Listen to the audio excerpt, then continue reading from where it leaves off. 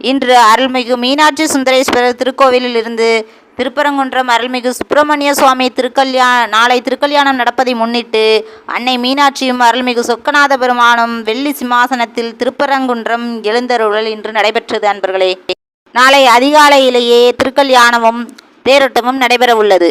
இந்த திருக்கல்யாணத்திலும் தேரோட்டத்திலும் நாம் கலந்து கொண்டோமானால் திருமணமாகாத கன்னிப்பெண்களுக்கு விரைவிலேயே திருமணம் நடக்கும் என்பது இங்குள்ள மக்களின் அசைக்க முடியாத நம்பிக்கையாகும். ஆடிவரும் தேரிலும் அசைக்க முடியாத நம்பிக்கையோட வீறு நடை போடும் திருப்பரங்குன்றம் வந்தருளுங்கள் நண்பர்களே.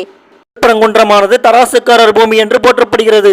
நீதி நேர்மை தவறாமல் இருக்க வேண்டும். அதை தவறினால் உரியவர்கள் தண்டிக்கப்படுவார்கள் என்பதன் அடையாளமாக தேரில் ஆறுமுக பெருமான் தனது கையில் தராசு பிடித்து இருப்பது போல் ஒரு சிற்பம் உள்ளது.